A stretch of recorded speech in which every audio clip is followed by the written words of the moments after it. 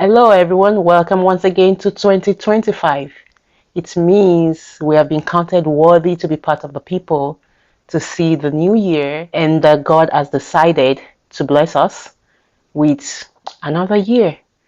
Now it's in your hand to work hard and decide how you want to go through this year, either by letting all the things that God has ordained for you to come to pass, or just letting it slide without making use of the opportunity. I remember when we entered 2024 and we were all like rejoicing, and before you know it, we're already in December 2024. So probably 2025 is going to go that fast too.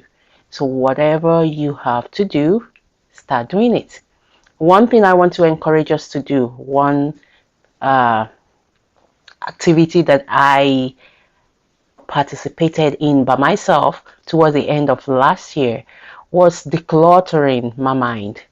Decluttering my mind, and it sounds like, what is there to declutter? Like you declutter your house, your closet, those unused clothing, those clothes are no more my size, your size. Those shoes have been there for so long and we just feel like this is not supposed to be here anymore. I might just need to like pack them up. If they're not sellable, I'm going to give it out to somebody, or maybe destroy some if they're not useful anymore. If you have kids, you possibly understand what I'm talking about when all those papers that comes from school, when they are having vacation and their teachers are just sending those papers home, and you realize whatever storage you use to store those papers becomes like a trash place. You just have papers of drawings and writings and everything is there. And sometimes I don't like to throw these things away because it's so special to the kids, but at the same time I look at it and be like, somebody's paper from kindergarten up to now is just too much. So I will have to like go through them and declutter some and throw some away and see maybe I can laminate some just to keep for keepsake, and just make sure it reduces, because the assurance is next year more papers are coming. Next school season, more papers are coming. So also our mind. A lot of time we incubate a lot of things in there, and we process a lot of things in there, and at every second, every minute, especially women, you just have things going in and going in and going in into your mind, and you realize some are even dealt with, some are not dealt with, and you leave them in the corner over there. And over the years, you just realize you are loaded with a lot of information, a lot of knowledge, a lot of junks, a lot of unuseful information, a lot of undealt with situation. And that was what I did. I set myself up for success. I worked on refocusing myself. First, what I did was that I started to be more inclined into practicing mindfulness and meditation. As a child of God, I meditate on the Word of God, and I do that daily. And the way to do this is set a time aside each day, or whatever time you choose, and practice your breathing. Focus on your breathing, focus on the thoughts in your mind. Think about the things that you need to let go and the things that you need to hold on to. Think about the things that you need to like do better. Think about those things that probably do not make you happy. Let go of those thoughts and relax. Go to a quiet place, go to your own space of calming down. We do that for kids a lot of time, where I used to have like a calm down corner in my house. When my kids are going crazy, I'll be like, you need to go to the calm down corner. And sometimes we adults just need to go to calm down corner and stop running from pillar to post and relax and take a deep breath.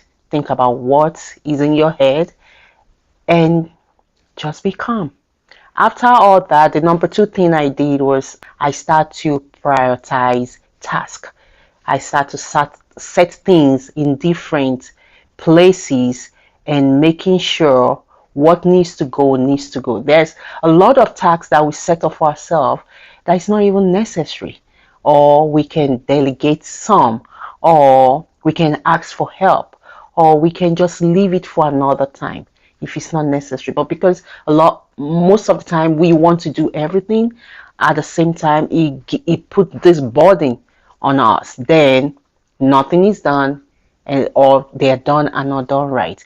I worked on prioritizing tasks or the plans. Then I start to like set goals and plan for year 2025, and I also set them in priorities. There are things I will normally do, but I'm not going to be doing this 2025.